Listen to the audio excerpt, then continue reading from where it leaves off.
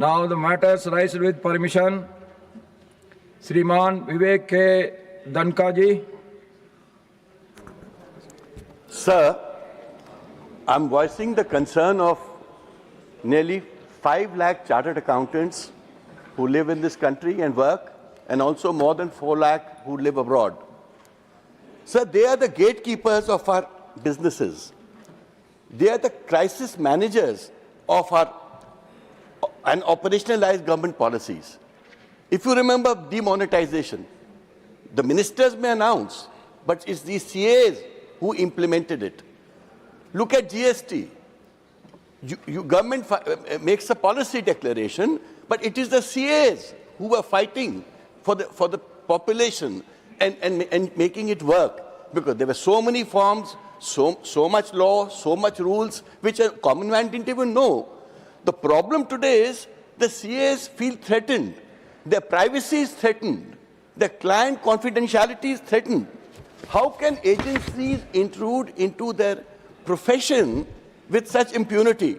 Supreme Court recently castigated agencies where it said, you can't make a CA responsible for a document given by a client. I mean, you don't verify every document that your client gives you.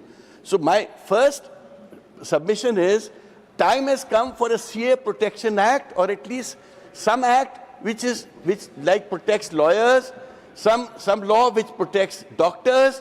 So now CAs also need to be protected, sir. Second is, the CAs in India there are nearly 1 lakh CA firms, and their businesses never cross 10 crores, while the big four, the Deloitte, the PwC, the EY and PMG, they have mandates of more than 10,000 crores.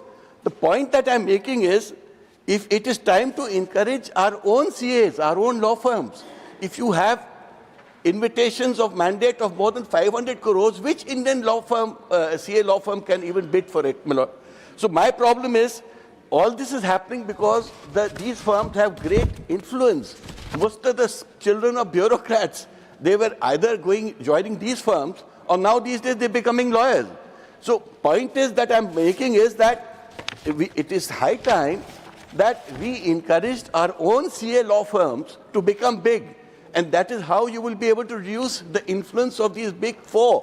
Otherwise, they are the ones who audit, account, and operationalize everything that happens in India. I mean, virtually all these four, they dominate Indian scene. And the last point that I want to make about CAs is about, there are more than 10,000 CAs working in West Asia. I mean, these people are your biggest support, and they are the ones who are bringing businesses and the money into India. They plan for you, they work for you, they think for you. And what is happening today? Ranjit Ranjan जी। धन्यवाद जी। एक समान और यथार्थवादी आयु पात्रता की आवश्यकता school भर्तियों के संदर्भ में मैं सदन का ध्यान आकर्षित कर रही हूँ। सभापति महोदय, मैं आज यहाँ उन हजारों महिला शिक्षक अभ्यर्थियों की ओर से बोलने के लिए खड़ी हुई हूँ जिनका करियर दिल्ली सरकार के एक प्रतिगामी फैसले के कारण गहरे असमंजस में डाल दिया गया है। सभापति महोदय, दिसंबर 2025 में दिल्ली अधीनस्थ सेवा चयन बोर्ड DSSSB द्वारा आयोजित भर्ती परीक्षाएं अभ्यर्थियों के व्यापक विरोध के बाद स्थगित करनी पड़ी थी। इसका मुख्य कारण था पात्रता शर्तों में अचानक किया गया बदलाव, विशेष रूप से प्रशिक्षित स्नातक शिक्षक TGT के लिए अधिकतर आयु सीमा को घटाकर 30 वर्ष करना और महिलाओं को वर्षों से मिल रही आयु सीमा को समाप्त कर दिया गया। सभापति महोदय, महिलाओं को दी जाने वाली आयु छूट कोई रियायत नहीं है, बल्कि सामाजिक वास्तविकताओं को ध्यान में रखते हुए किया गया एक आवश्यक सुधार था। सामान्यतः एक महिला 21 वर्ष की आयु में BSc या BA, 23-24 तक MA, MSc या MA और 25-26 तक B.Ed पूरा करती है। इसके बाद CTET उत्तीर्ण करना आवश्यक हो जाता है, जिसकी परीक्षाएं CBSE नियमित रूप से आयोजित नहीं करती है। इसी अवधि में विवाह, मातृत्व, बच्चों की देखभाल और पारिवारिक जिम्मेदारियां भी महिलाओं पे आती हैं। ऐसे में बिना किसी व्यक्तिगत देरी के भी एक महिला प्राय 28 से 30 वर्ष की आयु में पूरी तरह से पात्र बन जाती है। इसके ऊपर से प्रशासनिक देरी, लंबी कानूनी प्रक्रियाएं और महामारी जैसा असाधारण हालात, ये सब ऐसे कारण हैं जिन पर अभ्यर्थियों का कोई नियंत्रण नहीं होता है। लेकिन व्यवस्था की देरी की कीमत महिलाओं को क्यों चुकानी पड़ रही है? सभापति महोदय, ये और भी अधिक अन्यायपूर्ण इसलिए है क्योंकि देश की अन्य संस्थाएं इन वास्तविकताओं को स्वीकार करती हैं। केंद्रीय विद्यालय और सैनिक स्कूलों में टीजीटी भर्ती के लिए आयु सीमा 35 वर्ष है। वहीं हरियाणा में महिलाओं के अभ्यर्थियों की जो आयु सीमा है वो 42 वर्ष तक की अनुमति है। फिर दिल्ली में महिलाओं के साथ ऐसा भेदभाव सभापति महोदय क्यों हो रहा है? मैं सरकार से आग्रह करती हूं कि DSSSB की भर्तियों में महिलाओं के लिए आयु छूट को तत्काल बहाल किया जाए। प्रशासनिक और महामारी जनित देरी से प्रभावित अभ्यर्थियों के अधिकारों की रक्षा की जाए और देश भर की स्कूल प्रणालियों में आयु पात्रता को जमीनी सच्चाइयों के अनुरूप एक समान बनाया जाए। जब तक इन मुद्दों का समाधान नहीं होता है तब तक विरोध जो कंटिन्यू हो रहा है वो जारी रहेगा और भर्ती प्रक्रियाओं में जनता का भरोसा लगातार कमजोर हो रहा है। इसलिए मेरा आग्रह है कि सरकार इस मुद्दे को गंभीरता से लेने का काम करे। बहुत बहुत धन्यवाद। श्रीमान हारिस बीरान जी। Thank you, Chairman, sir. Sir, I begin by quoting 3 incidents which happened in different parts of the country. Yesterday in Goa, which was reported in the newspaper today, a 27-year-old Vincent Rodriguez was injured in a road accident and later died. Now, an FIR was lodged against a police official who was there at the rescue site for robbing his gold ornaments worth 8 lakh rupees. Now, in ISBT Delhi as well as in Noida, UP, there has been incidents where people lay on the road for 12 hours, there is nobody to rescue them, and by the time they reach the hospital, they are dead. Now, sir, we cannot afford to be a nation of insensitive people, where there is no compassion and most of all, a duty to protect our brethren. Sir, accidents, as far as accidents are concerned, 1,500 accidents happen on a daily basis as far as Indian roads are concerned. Approximately 462 people die as per the report of the Ministry of Road Transport. Now, sir, I was driving in the morning, sir. I saw flex boards in every roundabout, sir. Now, this is a blind spot, actually, for the drivers, sir. Now, today's flex board was about the AI conference summit, which is going to happen in Delhi, sir. Now, we have to show to the world that we are AI ready, sir, rather than these flex boards, which are actually banned by the Kerala High Court, sir. Now, sir, these accidents, and the Karur accident, sir, in Tamil Nadu, we knew about the Karur stampede, sir. Now, sir, these accidents remind us that lives are lost not because of the want of hospitals, but failure to get victims to the medical care, sir. Now, sir, emergency care is not merely a medical service. It is a frontline defense of the right to life guaranteed under Article 21 of the Constitution, which is not symbolic, sir. It demands action, sir. Now, medical science tells us that during accidents, first few minutes determine the survival. The golden hour principle has now evolved into a platinum 10 minutes. If medical assistance does not reach within that time, chances of survival becomes bleak. Now, sir, life is precious that we cannot afford to do that, sir. Therefore, emergency responses cannot be fragmented service. It must be recognized as a constitutional obligation of the state and its citizens. Now, sir, our ambulance fleet, sir, we have only 22,245 government ambulances for this 1.4 billion people, sir, with average response time of 25 to 30 minutes, sir. Now, sir, Blinkit, which is a private service, sir, it achieves 10-minute response time, sir, for 83% of its users in Gurgaon, sir. This particular service has responded to 594 calls, sir. 50%, more than 50% was critical care, sir. Now, one of the AIMS professor terms it as healthcare revolution of India, which India was waiting for, sir.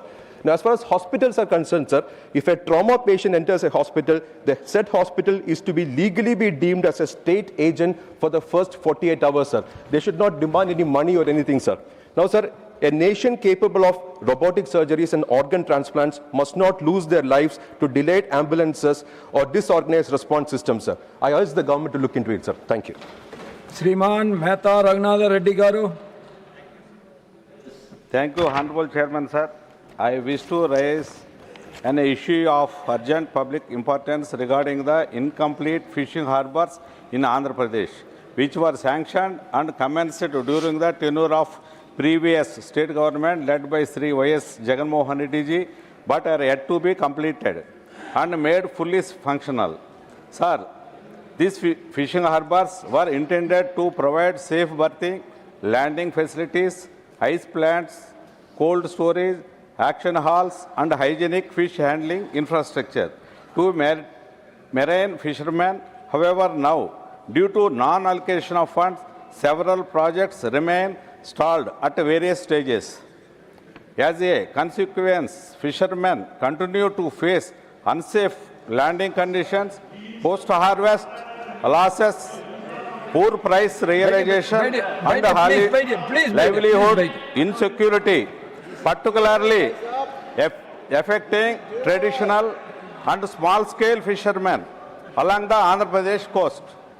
Sir, the Pradhana Mantri Matsya Sampada Yojana clearly provides for development and modernization of fishing harbors and fishing landing centers with the objective of strengthening fisheries infrastructure and enhancing fishermen's incomes. In addition, the Sagarmala program under its port-led development approach supports coastal infrastructure. In this context, I urge the Honorable Union Government to review the status of incomplete fishing harbors in Andhra Pradesh and extend central financial assistance let him complete. through Please take your seat. Let him convergence complete. under Please, PMMY, Please, Sagarmala, please take your seat. Let him complete. Sagarmala or any other scheme deems fit I am telling, please. please, you so as to ensure their time-bound completion. Sir, completing these projects will strengthen the blue economy, improve income security of fishermen and contribute to overall coastal development. Sir, I request the Honorable Government to take sympathetic and proactive steps in the interest of fishermen and coastal communities. Thanking you, sir. Shriman Debashish Samantrai ji. Thank you, Honorable Chairman, sir. My demand is granting Central University status to Revansha University, Cuttack. Sir, at present, Odisha has only one Central University, located in Koraput district. In contrast, several other states have granted multiple Central Universities. For instance, Uttar Pradesh has multiple Central Universities, so has Delhi. Rajasthan has multiple Central Universities, including Central University of Rajasthan and others. Even smaller states such as Himachal Pradesh and Jharkhand have dedicated Central Universities with full academic expansion. Sir, Odisha, despite being a large state with significant tribal population and educational backwardness in many regions, continues to depend only on one Central University, which itself faces faculty shortages, infrastructure gap, and limited course expansion. In this context, Revansha University, established in 1868 as Revansha College and later upgraded to a university, stands out as the oldest and most prestigious higher education institution in Odisha. It has produced eminent scholars, administrators, freedom fighters, and national leaders. Located in Cuttack, it enjoys excellent rail and road connectivity, academic legacy, and urban infrastructure necessary for expansion into a full-fledged Central University.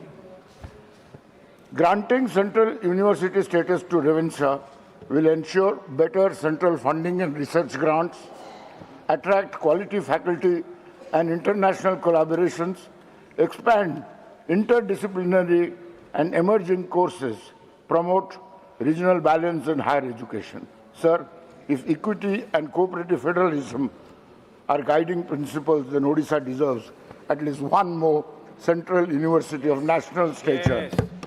I therefore urge the Honorable Minister of Education to seriously consider upgrading Revansha University to a Central University in the larger interest of educational justice and national development. Thank you. Bande Utkal Janani.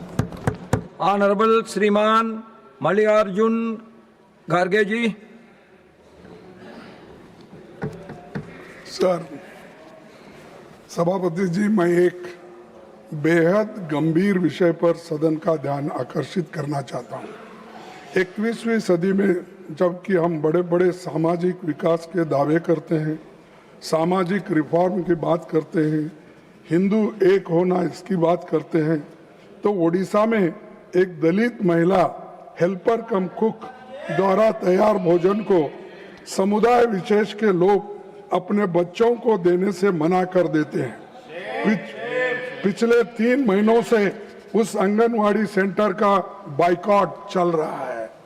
सभापति जी, anganwadi centres बच्चों के physical और cognitive विकास की बुनियाद है, लेकिन अगर इस तरह के जातिगत पूर्वाग्रह और भेदभाव है तो स्वाभाविक तौर पर इसका असर बच्चों के ग्रोथ पर भी पड़ेगा।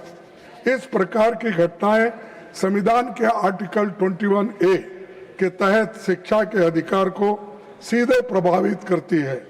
आर्टिकल 47 में नीति उस दायित्व के विपरीत है जिसके अनुसार राज्य पर पोषण स्तर बढ़ाने और जनस्वास्थ्य सुधारने की जिम्मेदारी है।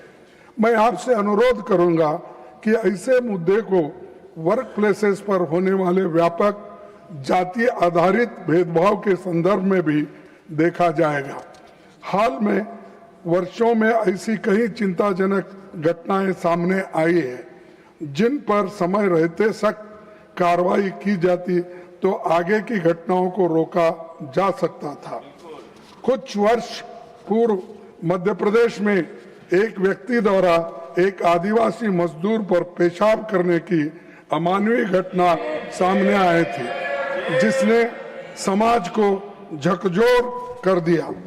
पिछले वर्ष गुजरात में एक 28 वर्षीय दलित सरकारी कर्मचारी ने कथित जातिगत उत्पीड़न से तंग आकर आत्महत्या कर ली। चंडीगढ़ में एक एडीजीपी पुलिस की मृत्यु के बाद स्वयं पुलिस बल के भीतर संस्थागत जातिगत भेदभाव के आरोप लगे। ये घटनाएं स्पष्ट करती है कि जातिगत पूर्वाग्रह केवल सामाजिक जीवन तक सीमित नहीं बल्कि वर्कप्लेसेस में भी मौजूद है, जिससे कमजोर वर्गों की गरिमा, करियर प्रोग्रेस और व्यक्तिगत सुरक्षा प्रभावित होती है। किसी भी कर्मचारी के साथ जाति के आधार पर ऐसा व्यवहार संविधान के आर्टिकल 14, 15 और 17 का उल्लंघन है, साथ ही ये दंडनीय अपराध भी है। मैं सरकार से मांग करता हूं कि ऐसे मामलों को बहुत गंभीरता से लेकर कठोर और समयबद्ध कार्रवाई सुनिश्चित की जाए और संवैधानिक और कानूनी प्रावधानों का प्रभावी क्रियान्वयन सुनिश्चित हो। साथ ही जहां पर इन मामलों में गंभीर उल्लंघन मिले वहां पर जवाबदेही तय की जाना चाहिए। हम सुनते हैं सरकार से बहुत सी बातें दलितों को, वंचितों की बात भीम सिंह जी, लेकिन डॉक्टर भीम सिंह जी,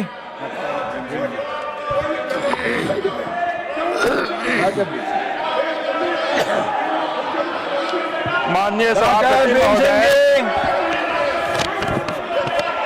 सभापति महोदय, बिहार राज्य के विभिन्न जिलों में जी राम जी पर आयोजित चौपाल एवं जनसंवाद कार्यक्रमों के दौरान किसानों से व्यापक संवाद हुआ। किसानों ने सहभागिता की कानून को लेकर संतोष एवं खुशी व्यक्त की। किसानों ने केंद्र सरकार तथा माननीय प्रधानमंत्री श्री नरेंद्र मोदी जी के नेतृत्व की खुले तौर पर सराहना करते हुए कहा कि केंद्र की नीतियों से कृषि क्षेत्र को मजबूती मिली है, किंतु इसी के साथ किसानों ने अपने एक गंभीर सुझाव और पीड़ा भी सामने रखी कि अनेक कल्याणकारी योजनाएं जमीन तक पहुंचने से पहले ही बैंकों की जटिल कार्यप्रणाली में उलझ कर रह जाती हैं। किसानों ने आग्रह किया कि सरकार तक यह संदेश पहुंचाया जाए कि आज बैंकिंग व्यवस्था ही किसानों के लिए बड़ी बाधा बनती जा रही है। बिहार में कृषि अर्थव्यवस्था का आधार कृषि की ऋण उपलब्धता पर टिका है और किसान क्रेडिट कार्ड योजना इसका मूल स्तंभ है। इसके बावजूद वित्तीय वर्ष 25-26 में केसीसी वितरण की स्थिति अत्यंत चिंताजनक बनी हुई है। प्राप्त जानकारी के अनुसार बैंकों द्वारा राज्य के लिए 7,43,291 किसान क्रेडिट कार्ड का लक्ष्य निर्धारित किया गया था, जो स्वयं में अपेक्षाकृत कम प्रतीत होता है। लेकिन इसके बावजूद अब तक केवल 69,173 कार्ड ही वितरित हो पाए हैं, जो कुल लक्ष्य का मात्र 9.31% है। यह आंकड़ा स्पष्ट रूप से दर्शाता है कि योजना का लाभ किसानों तक प्रभावी रूप से नहीं पहुंच पा रहा है। केंद्र सरकार द्वारा केसी योजना के माध्यम से देश के करोड़ों किसानों को कृषि ऋण उपलब्ध कराने के प्रयास किए जा रहे हैं, किंतु बिहार में बैंकों की आनाकानी, एनपीए का बहाना और जटिल प्रक्रियाएं किसानों को पुनः साहूकारों पर निर्भर होने के विवश कर सकती हैं। अतः सरकार से आग्रह है कि केसीसी लक्ष्य की 100% प्राप्ति सुनिश्चित की जाए, बैंकों की जवाबदेही स्पष्ट रूप से तय की जाए तथा जिला और प्रखंड स्तर पर कार्ड वितरण प्रक्रिया को सरल, पारदर्शी, समयबद्ध बनाकर बिहार के किसानों को उनका वास्तविक अधिकार प्रदान किया जाए। धन्यवाद। श्रीमान ये रहीम जी। Sir, I would like to share 4 heartbreaking incidents from different parts of our country. Sir, quote, I am not able to bear it anymore. I have lost the will to live, unquote. The bank employees told a superior officer over the phone while committing suicide in Gujarat. Sir, a chief manager of Union Bank hanged himself. He wrote a suicide note stating, quote, the staff should not be assigned impossible targets and terrorists, or else others like me will also be driven to suicide, unquote. Sir, a branch manager in Tamil Nadu ended his life leaving behind his 1-year-old daughter. Sir, a 38-year-old bank manager hanged herself inside a bank at Kannur in Kerala. In her death note, she wrote, I am unable to cope with the work pressure. Sir, these are some heartbreaking incidents between 2021 and 2024. Sir, this list is endless, sir. Over the last decade, around 500 bank employees across India have lost their lives due to work-related stress, harassment, and workplace abuse, sir. Sir, my colleagues, have a look at the public sector banks in your surroundings. You kindly look at. Even at the night time, bank employees would be working there, sir. Sir, bank employees are exhausted, overburdened, and chronically understaffed. Sir, I am going to a data provider in the Lok Sabha. As on June 2025, 32,567 posts are lying vacant in public sector banks only, sir. Sir, the number of business and branches of public sector bank is increasing, but the number of staff is decreasing, sir. Sir, what is the fundamental duty and intention of the Indian public banking sector? Sir, it has been drastically changed, sir. What is the primary objective of Indian banking sector? Sir, it should be make financial transaction easier for the common people and peasants, provide loan and ensure their financial security. Now it has become a secondary. Now, unfortunately, public sector banks are functioning as a market for third-party products of Indian and foreign corporates. What are the third-party products? Third-party products means private insurance, mutual funds, etc. Sir, unrealistic targets are assigned to them to sell third-party products. In addition, targets related to government schemes like Atal Pension Yojana and Suganya Samriddhi Yojana and also are imposed. Many employees are forced not to leave the bank even at night without achieving their daily target. Sir, stop the slavery in the Indian public banking sector. Stop the slavery in the Indian banking public sector. Now, Shriman Rajiv Shukla ji. धन्यवाद सभापति जी। मैं एक ऐसा मुद्दा उठाना चाहता हूं जो अभी भविष्य का नहीं बल्कि वर्तमान का संकट बन चुका है। वह है एआई आधारित डीप फेक और फेक वीडियो का अनियंत्रित फैलाव। आज हालत है कि एक आम व्यक्ति भी मोबाइल पर ऐप डाउनलोड करके किसी भी इंसान का चेहरा, आवाज और हाव भाव हूबहू कॉपी कर सकता है। ऐसे वीडियो इतने असली लगते हैं कि असली और नकली में फर्क करना मुश्किल हो जाता है। इससे सिर्फ किसी एक व्यक्ति की प्रतिष्ठा नहीं, समाज की भरोसे तक की बुनियाद हिल जाती है। सर, मेरे साथ ही कल हुआ, पाकिस्तान टीवी चैनलों ने मेरे एक बयान में 2 सेंटेंस जोड़ के डाल दिया वर्ल्ड कप को लेके गलत, फिर मुझे खंडन जारी करना पड़ा। तो ये धुआंधार हो रहा है सब तरफ से। पिछले कुछ समय में मैंने देखा कि राजनीतिक नेताओं के डीप फेक बनाए गए, चुनाव के दौरान फर्जी बयान गढ़े गए, महिलाओं के साथ छेड़छाड़ कर उनकी तस्वीरें अश्लील रूप में डाल दी गई और कई जगहों पर सांप्रदायिक तनाव बढ़ाने के लिए भी डीप फेक का इस्तेमाल हुआ। यह सिर्फ डिजिटल शरारत नहीं है बल्कि लोकतंत्र और सामाजिक सौहार्द को बिगाड़ने के लिए खतरनाक कदम है। सबसे बड़ी समस्या है कि डीप फेक फैलता बहुत तेज है और पकड़ा बहुत देर से जाता है। एक असली वीडियो को वायरल होने में जितना समय लगता है, फेक वीडियो, नकली वीडियो से कहीं ज़्यादा तेजी से फैल जाता, और एक बार फिर वायरल होगा तो बाद में खंडन करने से भी नुकसान की कोई भरपाई नहीं होती है। आज हमारे पास ऐसी कोई तकनीक नहीं है जो देशव्यापी स्तर पर रियल टाइम में डीप फेक को पकड़े। कोई ऐसा नोडल तंत्र नहीं जो तुरंत कार्रवाई करे। प्लेटफॉर्म अपनी मर्जी से काम करते हैं और सामान्य आदमी कहीं जाकर शिकायत करे तो सुनवाई नहीं होती है। महिलाएं खासतौर पर विक्टिम बन रही हैं, उनके सहमत के बिना AI जनरेटेड न्यूज़ फोटो तक बना दिए जाते हैं। महोदय, यह भी सच है कि जितनी तेज़ी से AI फेक तैयार हो रहे हैं, उतनी तेज़ी से लोगों का भरोसा असली वीडियो पर कम हो रहा है। कल को अगर कोई मंत्री, कोई अधिकारी, कोई जज या कोई नागरिक असल में भी कुछ बोलेगा तो लोग कहेंगे डीप फेक है। ऐसे में लोकतंत्र की जवाबदेही खत्म हो जाएगी। इसलिए मैं सरकार से आग्रह करता हूं कि डीप फेक की पहचान के लिए एक राष्ट्रीय AI निर्मित कंटेंट मॉनिटरिंग एजेंसी बनाई जाए। प्लेटफॉर्म्स के लिए अनिवार्य वाटर मार्किंग और डिस्क्लोजर नियम तय हों।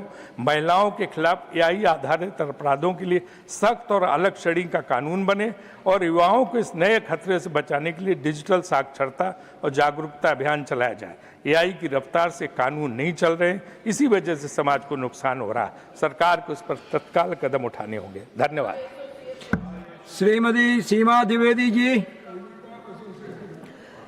आदरणीय सभापति महोदय, मैं आपके माध्यम से सरकार का ध्यान उत्तर प्रदेश में जनपद जौनपुर के जंघई जंक्शन की एक अत्यंत महत्वपूर्ण जन समस्याओं की ओर ध्यान आकृष्ट करना चाहती हूँ। माननीय महोदय, ट्रेन संख्या 14,207 पद्मावत एक्सप्रेस जो वर्तमान में प्रतापगढ़ से नई दिल्ली के बीच संचालित है, यदि इसे जंघई जंक्शन से प्रारंभ कर दिया जाए तो प्रयागराज, जौनपुर और भदोही तीनों जनपदों के यात्रियों को सीधी और सुगम रेल सुविधा प्राप्त हो सकेगी। जंघई जंक्शन एक प्रमुख रेल जंक्शन होने के बावजूद भी नई दिल्ली के लिए सीधी ट्रेन सेवा से वंचित है, जिससे प्रतिदिन यात्रियों को गंभीर असुविधाओं का सामना करना पड़ता है। अतः सभापति महोदय, आपके माध्यम से मैं सरकार का ध्यान करना चाहती हूं कि जनहित एवं क्षेत्रीय आवश्यकताओं को ध्यान में रखते हुए पद्मावत एक्सप्रेस को जंघई जंक्शन से संचालन पर अपनी सहमति प्रदान करने की कृपा करें। धन्यवाद। श्रीमान निरंजन बिशी जी। धन्यवाद माननीय सभापति महोदय। ओडिशा तथा पश्चिम ओडिशा, कोसलांचल, केबीके, साउदर्न ओडिशा के जो दादन श्रमिक हैं, प्रवासी मजदूरों की गंभीर स्थिति पर इस सदन का ध्यान आकर्षित करना चाहता हूं। ये अनस्किल्ड लेबरर, दादन श्रमिक, प्रवासी मजदूरों जो देश के विभिन्न राज्यों के काम करते हैं, लेकिन उन्हें सुरक्षा, सम्मान और मजदूर और न्याय नहीं मिल रहा है। महोदय, गरीबी, बेरोजगारी, कृषि संकट और बार बार आने वाली प्राकृतिक आपदाओं के कारण ओडिशा से लगभग 10 लाख ये मजदूर, दादन श्रमिक हर वर्ष काम की तलाश में पलायन करते हैं। वही निर्माण क्षेत्र, ईंट भट्टी, विशेष करके ईंट भट्टी में काम करते हैं। फैक्ट्री में, खदानों में 16 से 18 घंटा कठिन परिस्थितियों में काम करते हैं। सबसे चिंताजनक बात यह है कि हाल के वर्षों में 500 से अधिक ओडिशा के, पश्चिम ओडिशा के, कोसलांचल के जो दादन श्रमिक है, प्रवासी मजदूर है, वो काम के दौरान विभिन्न राज्यों में मृत्यु की शिकार होते हैं। अधिकांश मामलों में परिवारों को उचित मुआवजा नहीं मिलता और कई मौतों के आधिकारिक तौर पर कार्यस्थल दुर्घटना के रूप में दर्ज भी नहीं होता है। ये बेहद अन्यायपूर्ण है। हालांकि अंतर्राज्यीय प्रवासी मजदूर अधिनियम और न्यूनतम मजदूरी कानून मौजूद है, लेकिन उनका सही क्रियान्वयन नहीं होता है। महोदय, मजदूर की जो अधिकतर वो दादन श्रमिक है, प्रवासी मजदूर है, उसका पंजीकृत नहीं होता है। उनके पास पहचान पत्र नहीं है, उन्हें राशन नहीं मिलता है, स्वास्थ्य सुविधा नहीं मिलता है, बीमा लाभ भी नहीं मिलता है। महिलाओं और बच्चे विशेष रूप से शोषण और तस्करी की जोखिम में है। महोदय, ये मजदूर school, college, hospital, road, bridge, वो बिल्डिंग, फैक्ट्री, इंडस्ट्री सब बनाते हैं, लेकिन वो असुरक्षित है और उपेक्षित है। ये केवल श्रम का मुद्दा नहीं, बल्कि मानवाधिकार का गंभीर प्रश्न है। और प्रवासी मजदूरों, ये दादन श्रमिक ये अनस्किल्ड लेबरर उसको सुरक्षा के लिए हमारी संवैधानिक जिम्मेदारी भी है। महोदय, इसीलिए मैं सरकार से आग्रह करता हूं कि प्रवासी मजदूरों का राष्ट्रीय डाटाबेस और पंजीकरण बना जाए, श्रम कानून का कड़ा से कड़ा पालन सुनिश्चित किया जाए और one nation one ration card और आयुष्मान भारत या BSKY जैसे पोर्टेबिलिटी लागू किया जाए। महिलाओं और बच्चों के लिए विशेष सुरक्षा व्यवस्था किया जाए। ओडिशा में स्थानीय रोजगार योजना बढ़ाया जाए तो ये जो दादन श्रमिक समस्या है, दादन चालान श्रीमती दर्शना सिंह जी, वो बंद होगा हमारा। धन्यवाद महोदय। धन्यवाद सभापति महोदय, आपने मुझे शून्यकाल में बोलने का अवसर दिया, इसके लिए आपका बहुत आभार। माननीय सभापति महोदय, आज मैं शून्यकाल के माध्यम से उत्तर प्रदेश में प्रोजेक्ट चीता के विस्तार की संभावनाओं पर अपना विषय रखना चाहती हूँ। महोदय, माननीय प्रधानमंत्री श्री नरेंद्र मोदी जी का मानना है कि विकास तभी सार्थक है जब वह प्रकृति के साथ संतुलन बनाकर किया जाए। महोदय, हाल ही में वन्यजीव संरक्षण के क्षेत्र में एक अच्छी खबर सामने आई है। माननीय प्रधानमंत्री श्री नरेंद्र मोदी जी के नेतृत्व में प्रोजेक्ट चीता के जरिए चीतों की भारत में वापसी हुई है। 17 सितंबर 2022 को कूनो राष्ट्रीय उद्यान से शुरू हुई ये पहल आज पूरी दुनिया में सराहना और चर्चा का विषय बनी हुई है। यह इसलिए भी खास है क्योंकि भारत में चीतों को साल 1952 में विलुप्त घोषित कर दिया गया था। माननीय प्रधानमंत्री जी के प्रयास से करीब 70 साल के बाद आज वे फिर से हमारे देश में लौट आए हैं और यहाँ सुरक्षित रह रहे हैं। इससे यह साबित होता है कि सही योजना और लगातार देखभाल से चीते भारत के माहौल में आराम से रह सकते हैं। महोदय, अब समय आ गया कि उत्तर प्रदेश जैसे बड़े और प्राकृतिक संसाधनों से समृद्ध राज्य में भी चीतों के संरक्षण की संभावनाओं पर गंभीरता से विचार किया जाए। उत्तर प्रदेश का वन्यजीव संरक्षण का इतिहास पुराना और समृद्ध रहा है। राज्य में पहले से ही कई महत्वपूर्ण वन्यजीव क्षेत्र मौजूद हैं जो जैव विविधता के संरक्षण में अहम भूमिका निभा रहे हैं। ऐसे में उत्तर प्रदेश में चीता के संरक्षण की अच्छी संभावनाएं हैं। सभापति महोदय, चीता केवल एक वन्य जीव नहीं है बल्कि हमारे पारिस्थितिक तंत्र के संतुलन का भी प्रतीक है। चीतों की मौजूदगी से जंगलों में शाकाहारी वन्य जीवों की संख्या संतुलित रहती है, जिससे वनों का प्राकृतिक संतुलन बना रहता है। इससे जैव विविधता को संरक्षण मिलता है और वन क्षेत्रों की सेहत भी बेहतर रहती है। सभापति महोदय, उत्तर प्रदेश में यदि चीता संरक्षण की पहल की जाती है तो इससे राज्य की पहचान राष्ट्रीय और अंतर्राष्ट्रीय स्तर पर और मजबूत होगी और इससे उत्तर प्रदेश वन्य जीव संरक्षण के क्षेत्र में एक अग्रणी राज्य के रूप में उभरेगा। महोदय, चीता संरक्षण से स्थानीय युवाओं के रोजगार के नए अवसर मिलेंगे। इससे इको टूरिज्म को बढ़ावा मिलेगा और होटल, होम स्टे, परिवहन तथा हस्तशिल्प जैसे क्षेत्रों में लोगों की आय बढ़ेगी। माननीय सभापति महोदय, मैं इस सदन के माध्यम से माननीय वन एवं पर्यावरण मंत्री जी से आग्रह करती हूं कि उत्तर प्रदेश में चीता संरक्षण की अच्छी संभावनाओं को देखते हुए प्रोजेक्ट चीता के विस्तार पर सकारात्मक रूप से विचार किया जाए। यह पहल उत्तर प्रदेश के पर्यावरण संरक्षण के लिए एक क्रांतिकारी कदम होगा। श्रीमान मानस रंजन मंगराज जी। Chairman sir, my subject is coal royalty injustice to Odisha. Sir, I rise during zero hour to draw the attention of the government towards the serious injustice being done to the state of Odisha in the matter of coal royalty. It is deeply concerning that coal royalty rates have not been revised for the last 10 years, despite continuous growth in coal production, rising inflation and increasing operational costs. Sir, this prolonged neglect has resulted in an annual loss of nearly 10,000 crore to the state, severely affecting its financial capacity for development and welfare. Sir, Odisha is one of the leading coal-producing states in country and plays a crucial role in the ensuring national energy security and industrial growth.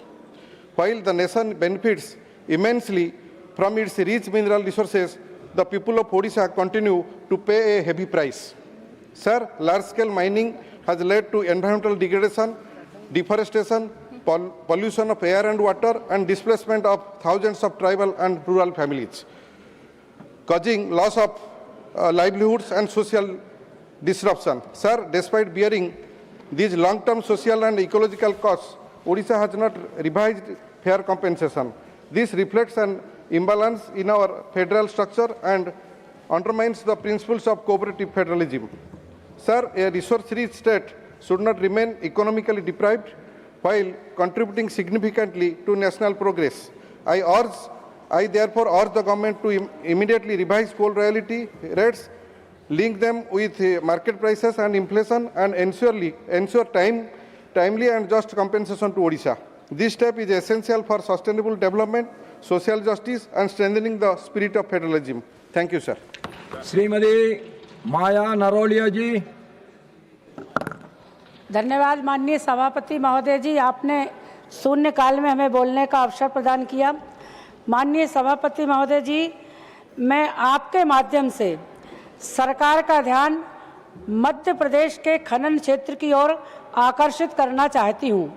यह राज्य कोयला, चूना, पत्थर, manganese, bauxite और हीरे जैसे समृद्ध खनिज संसाधनों से संपन्न है, जो इसकी अर्थव्यवस्था में महत्वपूर्ण योगदान करते हैं। इस संभावनाओं के बावजूद राज्य के कई खनन प्रभावित जिलों को पर्यावरणीय क्षरण, भूमि अधिग्रहण में देरी, प्रभावित परिवारों का अपर्याप्त पुनर्वास और स्थानीय रोजगार के अवसरों की कमी जैसी गंभीर चुनौतियों का सामना करना पड़ता है। जिला खनिज निधि DMF के तहत कल्याणकारी योजनाओं का कार्यान्वयन असमान रहा है, जिसके कारण खनन प्रभावित समुदायों, विशेषकर आदिवासी और ग्रामीण क्षेत्रों में योजनाओं का लाभ समय पर और प्रभावी रूप से नहीं पहुंच पाता है। अवैध खनन निगरानी में पारदर्शिता की कमी और ग्राम सभाओं की निर्णय प्रक्रिया में सीमित भागीदारी भी सतत खनन प्रथाओं को प्रभावित कर रही है। इसके अलावा खनिज समृद्ध क्षेत्रों में मूल्य संवर्धन, कौशल विकास और डाउन स्ट्रीम उद्योगों को बढ़ावा देने की भी बहुत आवश्यकता है, जो पूरी तरीके से कारगर सिद्ध होने, इस कार्य को सफल होने में क्रियान्वित करने में सहायक होगी, जिससे स्थानीय आर्थिक सशक्तिकरण और समावेशी विकास के अवसर प्राप्त होंगे। मैं सरकार से विनम्रतापूर्वक अनुरोध करती हूं कि मध्य प्रदेश में खनन गतिविधियों की प्रभावी निगरानी सुनिश्चित की जाए, DMF निधियों का समय पर और पारदर्शी उपयोग हो, पर्यावरणीय सुरक्षा उपायों को मजबूत किया जाए और स्थानीय समुदायों की सक्रिय भागीदारी सुनिश्चित की जाए।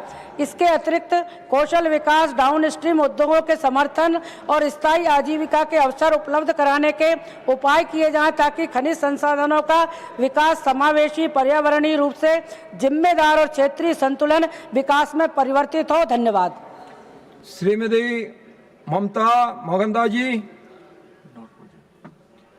Doctor John Brittas. Sir, I crave the indulgence of this House through you, sir. Sir, a historic nationwide general strike is underway, even as the Parliament is sitting.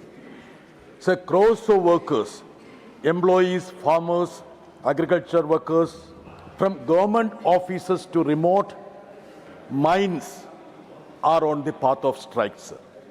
So the slogans include withdrawal of the four controversial anti-labor labor codes to the restoration of Manrega, sir. Sir, all the central unions except BMS have joined the strike, sir. Even the BMS have serious reservations with these four labor codes, sir. And many of the BMS associated workers have joined the strike, sir. Sir, the hard-won rights of the hard-fought-won rights of the workers are snatched away in the form of the labor codes. Sir, in the name of the flexibility, you want to usher in contract labor, hire and fire, sir. Sir, you should not be blaming the workers for the stagnation in the industrial manufacturing sector. It's because of the haphazard policies of this government, sir. Sir, the slogans of the strike also include to uphold the sovereignty of this nation, sir, to protect the farmers, sir.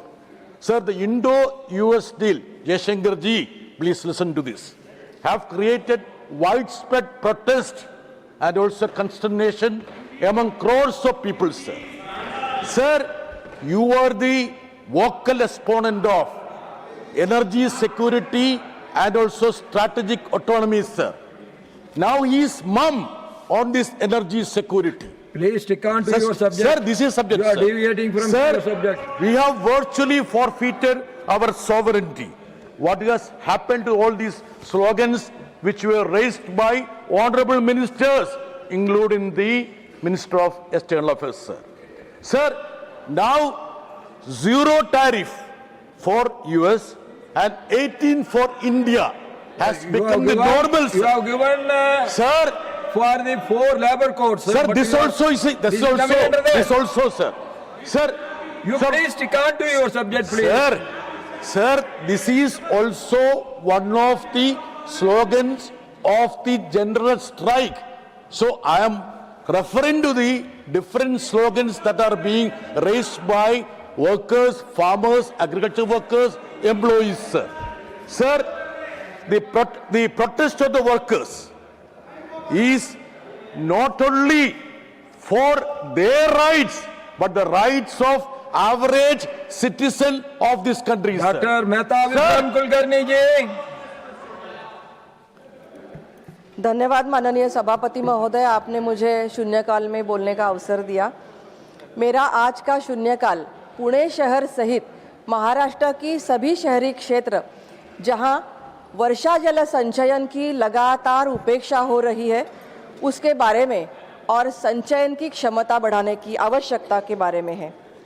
Pune शहर में औसतन पर्याप्त वर्षा हर साल होती है, लेकिन गर्मियों में बहुत ही ज़्यादा भीषण पानी का संकट हो जाता है और वर्षा काल में बाढ़ का संकट हो जाता है। अनियंत्रित शहरीकरण और तेजी से बढ़ता कंक्रीटीकरण की वजह से प्राकृतिक जल निकासी मार्ग ही बंद हो रहे हैं माननीय महोदय। खुले भूभाग समाप्त हो रहे हैं, सार्वजनिक क्षेत्रों में टाइल्स और कंक्रीट लगाया जा रहा है, रास्ते wall to wall tar road हो रहे हैं, फुटपाथ में भी कंक्रीट लगाया जा रहा है। इसकी वजह से भूजल संधारण के बहुत सारे ऐसे नैसर्गिक मार्ग बंद हो रहे हैं। इमारतें बनने के समय, नए कंस्ट्रक्शन के समय रेन वाटर हार्वेस्टिंग मैंडेटरी किया गया है, लेकिन कंप्लीशन सर्टिफिकेट मिलने तक ही रेन वाटर हार्वेस्टिंग का प्रकल्प चलता है। बाद में उस पर स्थानीय प्रशासन कोई निगरानी नहीं रखता और मॉनिटरिंग नहीं करता, पनिशमेंट भी नहीं होती है। पुराने रहवासी क्षेत्रों में बड़े बुजुर्ग बड़ा खर्चा करके रेन वाटर हार्वेस्टिंग प्रकल्प करना नहीं चाहते, वो स्थिति में नहीं है। आज भूजल जो इस्तेमाल हो रहा है महाराष्ट्र में वो 350 साल पुराना शिवकालीन पानी योजना का है। माननीय महोदय, भूजल ये राज्य की संपत्ति है। मैं जब कोथरूड की एमएलए थी, पुणे की एमएलए थी, तब एमएलए फंड में बदलाव लाकर मैंने 50 से भी ज़्यादा सोसाइटीज़ में रेन वाटर हार्वेस्टिंग प्रकल्प किए थे और उसका प्री और पोस्ट ऑडिट किया था। माननीय महोदय, बहुत ही अच्छा रिजल्ट इससे निकला था। हम ये कहते हैं कि अगला युद्ध पानी की कमतरता की वजह से होने वाला है, तो इस पर उपाय करने के लिए रेन वाटर हार्वेस्टिंग मैंडेटरी होना चाहिए। मैं ये अनुरोध करती हूँ कि जैसे एमएलए फंड अनुज्ञेय किया गया है, एमपी लाड फंड भी रेन वाटर हार्वेस्टिंग के लिए अनुज्ञेय किया जाए। ये मेरा अनुरोध है, ये मेरी मांग है, जिससे राष्ट्रीय एवं राज्य की संपत्ति में वृद्धि हो सकती है और बाढ़ और कम पानी की समस्या भी कम हो सकती है।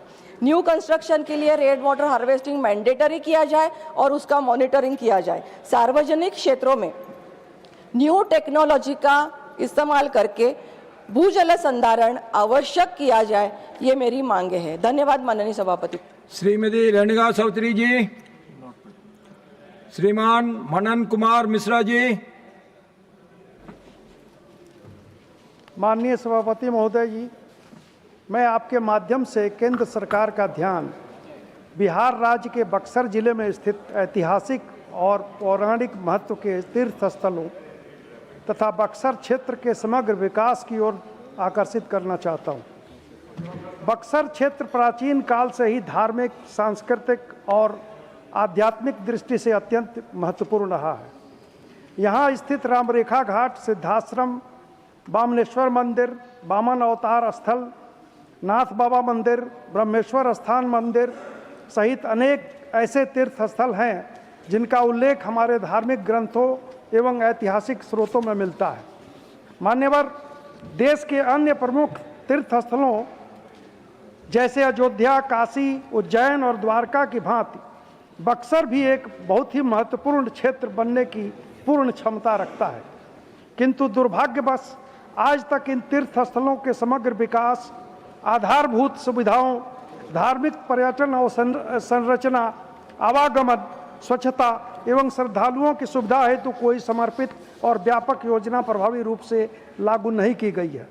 इसके साथ साथ बक्सर क्षेत्र के समग्र विकास को लेकर भी जनता को यह जानना आवश्यक है कि केंद्र सरकार के पास इस क्षेत्र में पर्यटन आधारित विकास, सड़क एवं परिवहन, रोजगार सृजन, स्थानीय अर्थव्यवस्था को सशक्त करने तथा आधारभूत ढांचे के विकास हेतु कौन कौन सी योजनाएं प्रस्तावित या संचालित है। अतः सरकार से मेरा आग्रह है कि अन्य तीर्थ स्थलों के साथ साथ बक्सर क्षेत्र का समुचित विकास किया जाए। इससे न केवल धार्मिक पर्यटन को बढ़ावा मिलेगा बल्कि स्थानीय लोगों के लिए रोजगार के नए अवसर भी सृजित होंगे, क्षेत्र की सामाजिक आर्थिक स्थिति भी सुधरेगी और बिहार का भी विकास होगा। धन्यवाद। श्रीमान के वनलाल वेन्ना जी।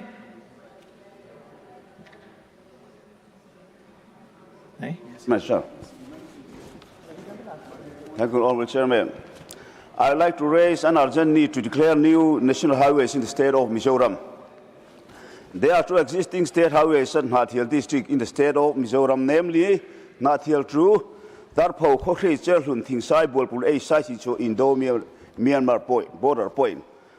Secondly, Nath Hill through Tuipuidi, Darjo, Southern Laipai, Sangao, Pangkua, Saisicho, Indo-Myanmar border point. The government of Myanmar had already constructed 2-lane roads from the capital of Chin State, Hakha, which is in Myanmar, up to Saisicho, which is located at Indo-Myanmar border in 2020. In the meantime, the government of India does not yet construct any connectivity of this important border point, although the Ministry of Commerce and Industry, government of India had declared border halt at this border junction. Honorable Chairman, the construction of national highways up to this border junction is an urgent need, and it will play a very important role enhancing to support Act East policy for national security and defense logistics, for economic growth and trade opportunities for the tribal people of Mizoram. Secondly, I would like to submit that the construction of a 4-lane road from Aizawl City to the new Sarang rail station is urgently required. This is already a national highway number 54. Since the station became operational last year, traffic movement between Sarang and Aizawl has increased significantly. The existing national highway is no longer adequate to handle the growing number of vehicles commuting to and fro the railway station. Therefore, I sincerely request the Union Government to kindly declare the proposed 2 roads of national highways and to take necessary steps for the construction of a 4-lane road connecting Aizawl and Sarang rail station at the earliest. Thank you, sir. श्रीमान अरुण सिंह जी। सभापति महोदय, मैं आपके माध्यम से सरकार का ध्यान विश्व विख्यात मथुरा वृंदावन नगरी के बारे में ध्यान ले आना चाहता हूँ सर। यह भगवान कृष्ण की जन्मस्थली भी है और यहाँ पे देश विदेश से करोड़ों श्रद्धालु आते हैं और दर्शन करते हैं सर। इस धर्म नगरी का विशेष महत्व यह है कि यहाँ पे लोग पैदल परिक्रमा भी करते हैं, उसी के साथ साथ दंडवती परिक्रमा करते हैं, ज़मीन पे लेट करके परिक्रमा करते हैं। और क्योंकि ज़मीन पे जब लेट के परिक्रमा करते हैं तो जो धूल लगता है शरीर में उससे उनका जीवन धन्य हो जाता है। क्योंकि कहावत है कि मुक्ति कहो गोपाल से, मेरी मुक्ति बताओ, ब्रज रज उड़ लगे मस्तक लगे, मुक्ति मुक्त हो जाए। तो ब्रज का रज जब शरीर पर लगता है तो मुक्ति भी मुक्त हो जाती है। तो यहाँ पे हजारों की संख्या में देश विदेश से श्रद्धालु आते हैं, लेट करके परिक्रमा लगाते हैं सर। वहाँ पे सर क्या है कि यातायात की समस्या, ट्रैफिक की समस्या बहुत अधिक बढ़ रही है और धीरे धीरे श्रद्धालुओं की संख्या बहुत अधिक वहाँ पे हो रही है और गाड़ियों के माध्यम बहुत सारे गाड़ियाँ कार अब वहाँ पे आ रहे, ट्रैफिक जाम की समस्या वहाँ पे हो रही है सर। इसलिए मेरा यह निवेदन है सर कि यहाँ पे मेट्रो ट्रेन चलाई जाए, रैपिड ट्रेन चलाई जाए सर। और जब माननीय प्रधानमंत्री मोदी जी के नेतृत्व में आज 26 मेट्रो ट्रेन चल रही सर, जो पहले 5 मेट्रो ट्रेन ही चलती थी, तो काफ़ी तेज़ी से मेट्रो ट्रेन का इस क्षेत्र में विकास हुआ है सर। इससे श्रद्धालु एवं पर्यटकों को सुरक्षित, सुलभ एवं सुगम परिवहन उपलब्ध होगा। निजी वाहनों पर निर्भरता कम हो जाएगी, अपना प्राइवेट जो गाड़ी है कम ले आएंगे सर। वहाँ पे ट्रैफिक जाम एवं वायु प्रदूषण में उल्लेखनीय कमी आएगी सर। और मेट्रो परियोजना से स्थानीय युवाओं को भी रोजगार मिलेगा सर। और यह परियोजना धार्मिक आस्था और आधुनिक शहरी सुविधाओं से संतुलन का एक आदर्श उदाहरण बनेगा। इसलिए मैं निवेदन करता हूं सर कि यहाँ पे ध्यान दिया जाए और यहाँ पे मेट्रो ट्रेन की सुविधा या रैपिड ट्रेन की सुविधा के बारे में विचार किया जाए, जिसे दंडवती परिक्रमा जो करते हैं, पैदल चलते हैं ब्रजनगरी में श्रद्धालु, उनके लिए सुविधा प्रदान हो और आनंद के साथ वह परिक्रमा कर सके। यही मेरा आपसे निवेदन था। बहुत बहुत धन्यवाद। डॉक्टर संगीता बलवंत जी। मैं उत्तर प्रदेश के जनपद गाजीपुर में स्थित गंगा के किनारे अफीम और छारोद कारखाना जो लगभग 45 एकड़ भूमि में बना हुआ है उसकी तरफ ध्यान आकर्षित करना चाहती हूँ। पूरे भारतवर्ष में अफीम फैक्ट्री केवल 2 है, मध्य प्रदेश के नीमच में, दूसरा गाजीपुर में। इस कारखाने से बनाए जाने वाले अफीम का इस्तेमाल दर्द निवारक एवं जीवन रक्षक दवाओं को बनाने हेतु किया जाता है। महोदय, 30 वर्ष पूर्व सुचारू रूप से संचालित था, परंतु इस समय केवल 20% ही उत्पादन किया जा रहा है। मैं सदन के माध्यम से यह मांग करती हूं कि उत्तर प्रदेश के जनपद गाजीपुर में स्थित अफीम एवं छारोद कारखाने का आधुनिकीकरण करने एवं अफीम की खेती को पुनर्जीवित करने का प्रयास किया जाए। बहुत बहुत धन्यवाद। श्रीमती पुलवदेव नेताम जी। महोदय, सर टाइम 1 मिनट बचा है, कल का दे दीजिए time. You can give it writing. You पटल पे रखेंगे सर। नाउ क्वेश्चन नंबर 136 श्रीमान